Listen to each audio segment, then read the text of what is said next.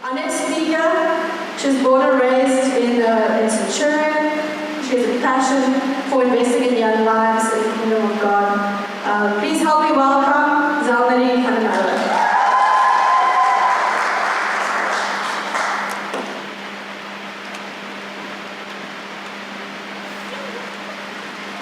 Okay, good afternoon. I actually prepared good morning to change you a little up. Okay, so I'm really excited to be here today. I really am. I'm excited to share my heart with you with regards to being an adored woman. I think it's quite interesting that the two speakers that went in front of me, they do this a lot. I don't. This is only my second time doing this, and it's nerve-wracking. But the thing is, I want to share my heart with you. I don't want to be a speaker. I don't want to do a sermon. I'm telling you what I feel a little women are like. That's what I'm doing. Okay, so I believe the Lord has an appointment with each and every one of you today. If you haven't heard anything yet that doesn't touch your heart, please raise your hand. Okay, great. So we're all on the right track. The Lord doesn't let anything happen by chance. The last few weeks I've been confronted with this a few times. Nothing happens by chance. Everything that happens to us, the Lord lets it work to our good and to His favor. Everything. Okay. So, when I first let my mind wander around the word adore, the first thing I saw is it's literally right in the middle of B.R.A.V.E.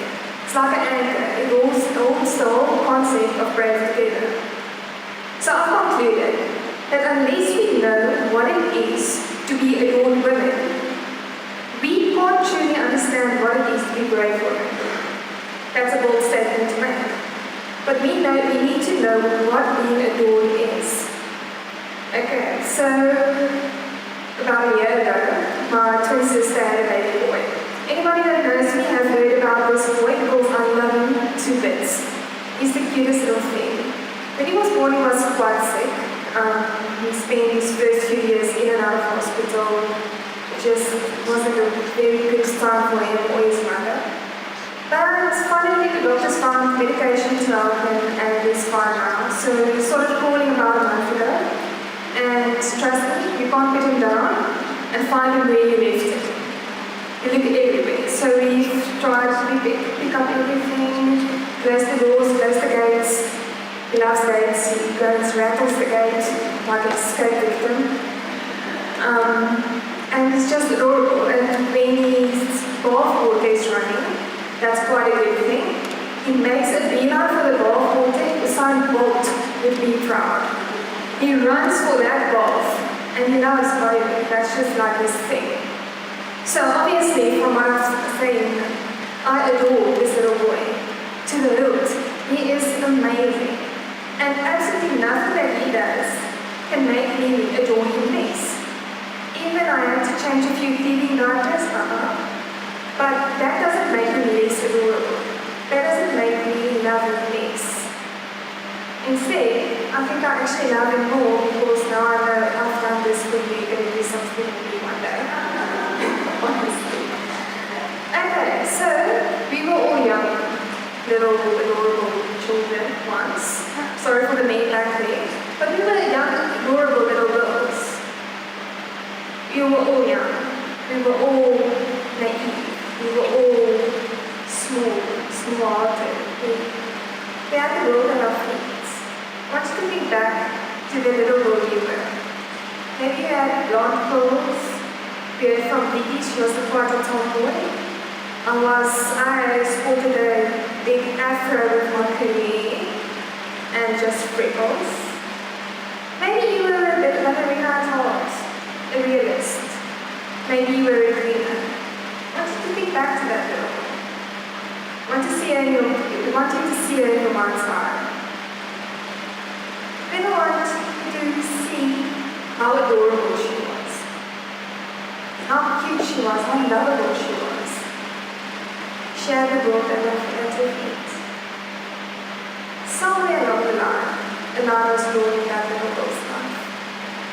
somewhere something happened that made her believe that she's not adorable, that she's not always lovable. Could have been something big. Could have been something small. Could have been something life-changing, a pull above water. That's the event. Could have been small stuff that happened over the years. Could have been little stuff that happened when she was 6, when she was 12, when she was 16. Could have happened last year. But somewhere something happened to take away some of the innocence of that little girl. I had a look at the meaning of the word adored. I think that's in the handbook for sermon writing for dummies. Go and look up the word. So that's where I started. I thought, okay, fine. So I always thought adored is like a cute way of saying something, I like something, maybe love it a little. I mean, puppies are quite adorable. If you ever meet Bianca's Scotties, they're so cute and adorable. But when I had a look at the meaning of the word adorable, it literally means, it's a verb, which directly means to love and respect someone deeply. This is quite profound, because we're not talking about something, we're talking about someone. And it's love and respect. It's two concepts. Okay, so synonyms for the word adore is to love dearly, to be devoted to care for, to dote on, to cherish, to think the world of. Okay? So in other words, if God says He adores you, what He's actually saying, He is devoted to you, that He cares for you, that He respects you, that when He talks of you, hymns of worship falls out of His mouth. He thinks the world of you, and seeing that He created the world, that says quite a lot. He thinks the world of you, like you're sitting here. I love sleeping. Who loves sleeping? I don't sing worship songs when I go to sleep. I don't sing worship songs towards the act. Who likes ice cream? Honestly, I'm not going to cherish that bowl of melting cream for the rest of my life. Okay? So adores is something so much deeper than just mere, I like something, or I love it. That's a new term we use. I love everything. Adores is deep. Adores takes in what God says about us. But what I'm telling you is not something new. I want you to stand up if you've ever heard a sermon that says God loves you, you are adored, you are good enough, anything like that. If you've heard a sermon like that, I want you to stand up.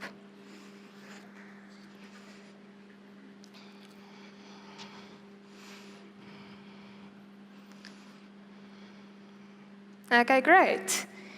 Now, I want you to sit down. If you do not live every day like the adored woman you are,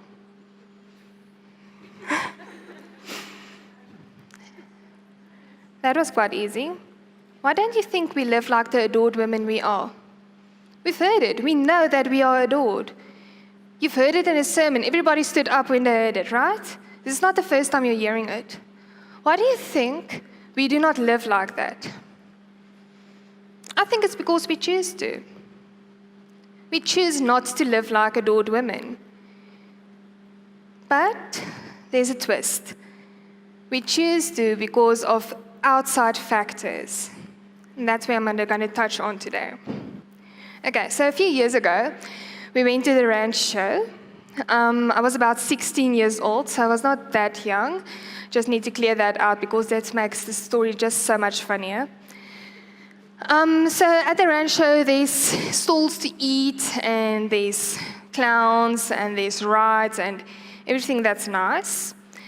But anybody that knows me know that I scare quite easily. I really, no jokes, sometimes walk into my shadow and give a little jump.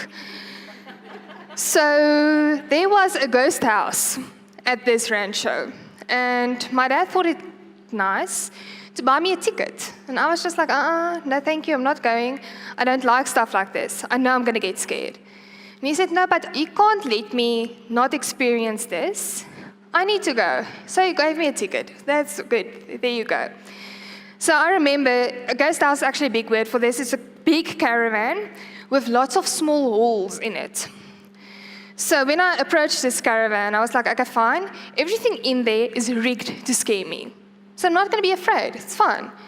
It's people in there. There's definitely not ghosts in there. And they're going to try to scare me, but it's fine. Mindset in, there I go, fine.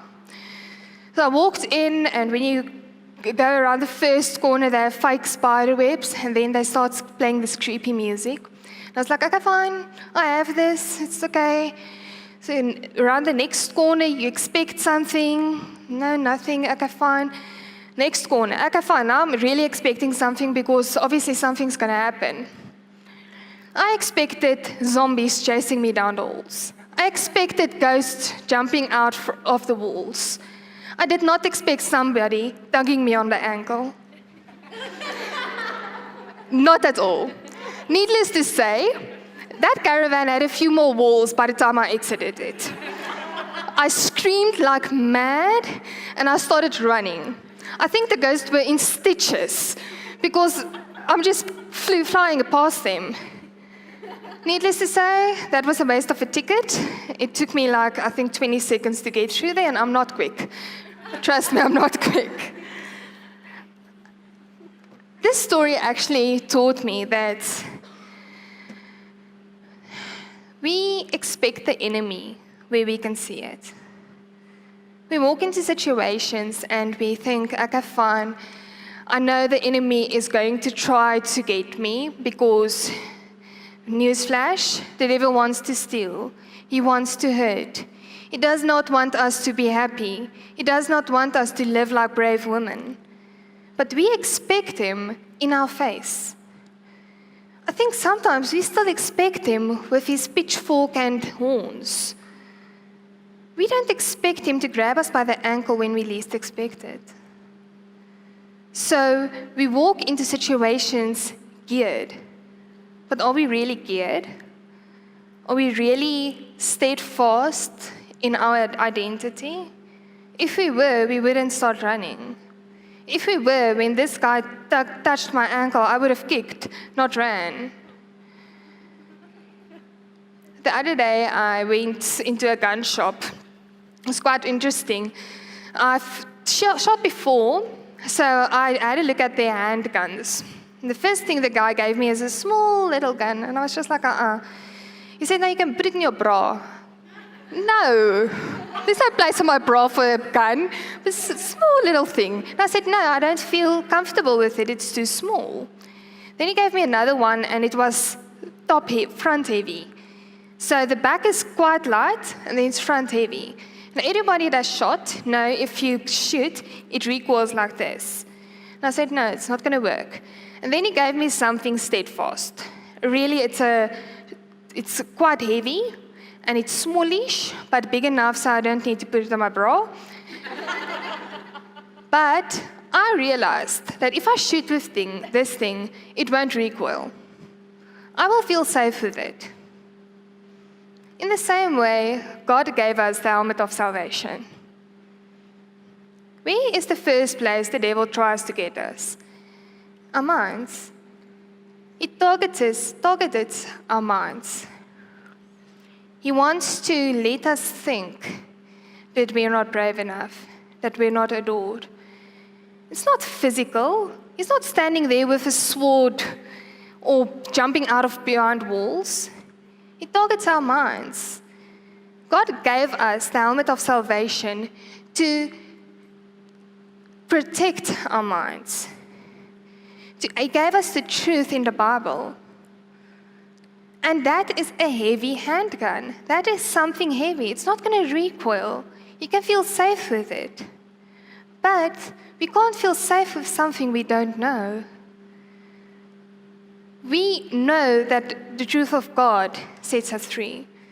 We know that the truth of God is going to be the best weapon against the devil. But do we know the truth of God? Do we know what's in His Word? I don't think so. I don't think we spend enough time really learning what His truth is, really equipping ourselves to shoot that gun when the devil comes. Because if we knew, we wouldn't start running the moment something grabs us by the ankle. We would expect it. Because we look with physical eyes, not spiritual eyes. The moment we train with that weapon, we'll start looking with spiritual eyes. We'll see anything that's coming our way. What I'm saying is, you are going to be confronted by the devil. He does not like the idea of brave women walking around. He doesn't. He doesn't like the idea of women knowing that they are adored. But the Lord gave us a weapon against this.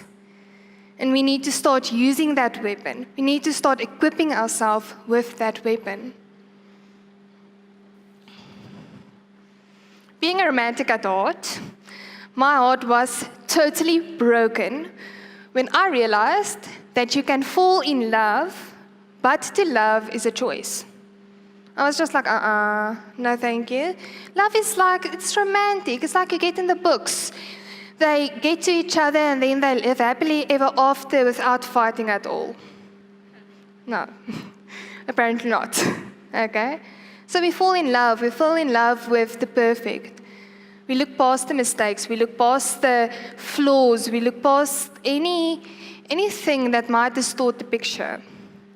But when it comes to loving, we need to make a decision. Because by then, all the quirks have come out. You've seen the flaws, you know all the bad, but you need to choose to love regardless. I think in the same way, we fall in love with ourselves. You lose 10 kilograms, and then you love yourself in the mirror. You walk past the mirror, and you're just like, it's the mooi. Or you do a good presentation at work, and then you feel, wow, now I'm accomplished. Or maybe, yeah. So we let us fall in love with ourselves. But then we get to the decision where we need to love ourselves. We see ourselves in the mirror with our flaws, with our faults. We measure ourselves up against other women. And then we decide not to love ourselves. We decide to keep falling in love with ourselves, falling out of love because that's what happened. But we decide not to love ourselves. We don't choose to love ourselves. And that's what I'm saying. We don't choose to be adored women. When we're in love with ourselves, it's an easy choice to make. It's easy to just walk into that persona, but the moment we need to love ourselves regardless, that's where the hard part comes in.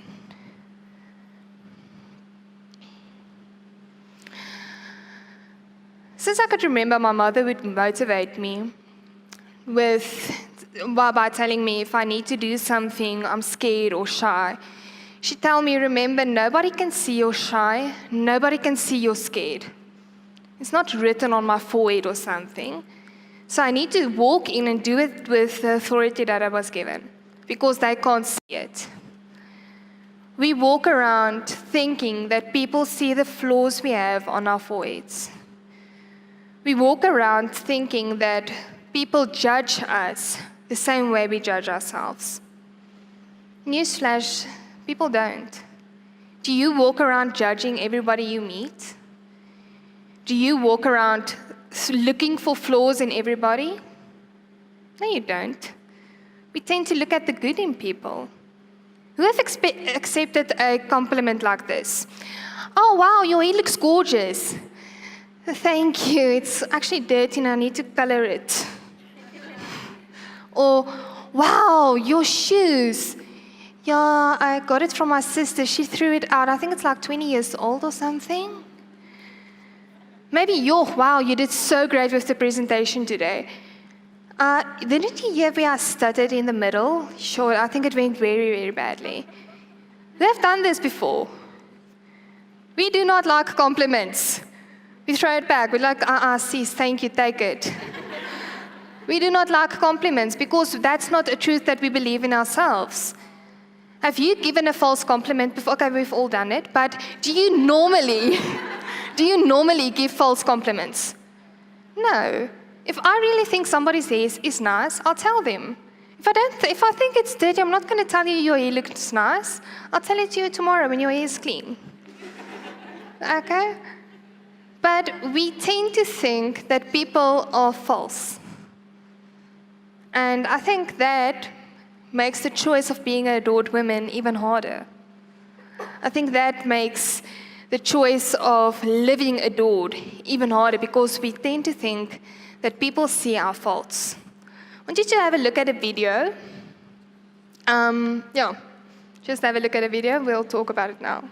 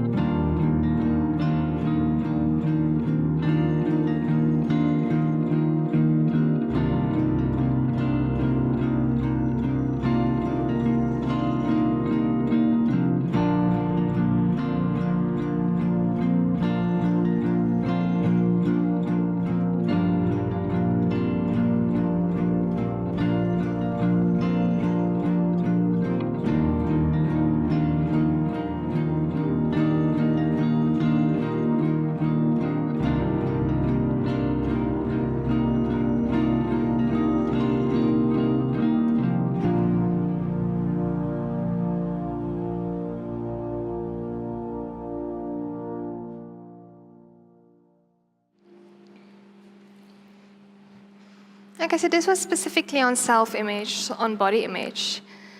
But we are all women standing in a marketplace, waiting for people to judge us. She stood there, thinking that people will ridicule her, that they will tell her how she looks, how bad she looks, that she should maybe not try wearing a bikini. And they did the exact opposite. They saw the strength in her. They saw the good in her. They saw her beauty. Regardless of her fears, regardless of her insecurities, they saw her beauty. We will walk around thinking that people won't see that. But in the same sense, I want to say that people are not supposed to adore us. I always get so mad at my boyfriend when I tell him, "Oh, honey, I feel fat today." He'll tell me, "But you're beautiful." I didn't say I was ugly, I said I was fat. But that's what we do. We turn to people and they don't give us the attention or the answers that we want. God says He adores you. You'll remember from this little boy, my sister's baby, I adore that little guy. Even although he was sick, although he gives me nasty diapers, I adore him. What do you think God thinks about you? Don't you think He adores you even more? Everything about you, even more? Don't you think you're maybe faultless in His eyes? Why do we bring ourselves down when God's trying to pick us up everywhere? Like I said, this is not the first time you've heard this message. But we walk out here geared and fine. I'm adored, great. We walk into the first strap and then, okay, not that much. Goed, let's go on. We do that. I read an interesting article the other day about lions that was kept in a den. And they put a glass wall up, and just on the other side of the glass wall, there were springbucks. Nice, juicy, fat springbucks. So the lions could smell the springbucks, but there was no way they could get to them. And they tried, trust me. They ran into the glass, they walked the glass up and down, to no prevail. So after a few months, they actually gave up. They were just like, okay, fine, we're not going to get the springbucks, we need to be satisfied with the meat that we get from the people that owns the place. It's okay. Then they took away the glass wall. And obviously, the thought was that the lions will run to the springbucks and go and devour them because they've smelled them for weeks now. But they didn't. They kept walking that imaginary line where the glass once was. There was the king of the jungle, limited by his own imagination. I want to tell you today, you are queen of your jungle. You are queen of your jungle. Stop letting imaginary walls of self-doubt, of feeling worthless, of not loving yourself, not adoring yourself, keep you from that. Because that's what it is. It's imaginary walls. God broke down those walls a long time ago. I want you to go back to that little girl that we talked about in the beginning. I want to, again, see her in your mind's eye. Can I ask the band to come up, please? See that little girl in your mind's eye. Have a look at her. I want you to tell that little girl that she's adorable. I want you to tell that little girl that even though she went through a lot, even though a lot has happened to her, even though she's been trampled to the ground, even though she does not always feel adored, that she is adored. I want you to look her in the eyes and ask her to choose to be adored for the rest of her life. Wake up. Choose to be adored. Choose to live like an adored woman, even if you do not feel like it. Most of the time, our actions become what we think. Choose to live adored. We're going to listen to a song, we dance. Little girl, I want you to get on your dad's feet. I want you to step on the Lord's feet. Close your eyes. Step on his feet. Look him in the eyes. Ask him what he thinks of you. Ask him how adorable you are to him. I think it's a romantic thing around standing on your father's feet while you're dancing. Dance it out with him. Ask him what he thinks about you, because you are adorable, and he does love you more than words can describe. Hymns of worship falls from his mouth when he speaks of you. Hear that worship